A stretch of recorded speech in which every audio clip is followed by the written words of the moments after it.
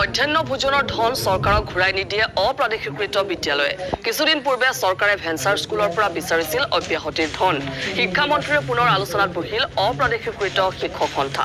মন্ত্ৰীৰ আশ্বাস 2300খন শিক্ষানুষ্ঠান কৰা হ'ব প্ৰাদেশিকীকৰণ ৰাজ্যত আছে বহু ভুৱা অপ্ৰাদেশিকৃত বিদ্যালয় বহুতেই এনে বিদ্যালয়ৰ নামত চৰকাৰৰ পৰা সংগ্ৰহ কৰিছিল ধন তেনে বিদ্যালয়ৰ বিৰুদ্ধে চলিব সমীক্ষা শিক্ষামন্ত্ৰীৰে 5 বাৰ হোৱা আলোচনাৰ অন্তত এই সিদ্ধান্ত গ্ৰহণ কৰা হয়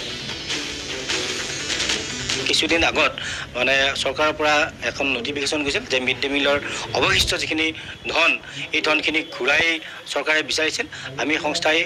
আনুষ্ঠানিকভাৱে এটা সিদ্ধান্ত কৰিছোঁ এইখিনি যেতিয়ালৈকে চৰকাৰে সিদ্ধান্ত নকৰে মিড ডে মিলটো দিব বা নিদিব তেতিয়ালৈকে এই অৱশিষ্ট ধনখিনি ঘূৰাই নিদিবৰ কাৰণে আমি আজি তেখেতকো জনাইছোঁ আৰু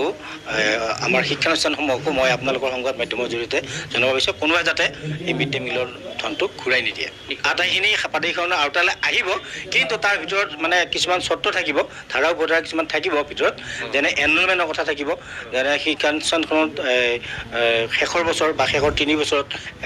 যিটো এনৰলমেণ্ট থাকিব লাগে ইয়াৰ নিৰিখটো নিৰ্ধাৰণ হোৱা নাই আগতে আইনখন 17-18 আইনখন মতে 30 জন থাকিব লাগে আমি 20 জন থাকিব লাগে বুলি দাবী জনাইছোঁ অসমত আচলতে অপ্ৰিয় হ'লেও সত্য কথা বহুত LP আৰু ME মানে অকণমান ভুৱা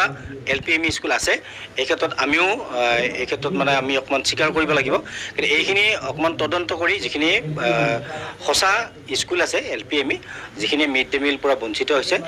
সঁচা স্কুলখিনি তেওঁলোকে ভেৰিফিকেশ্যন কৰি বাছি উলিয়াব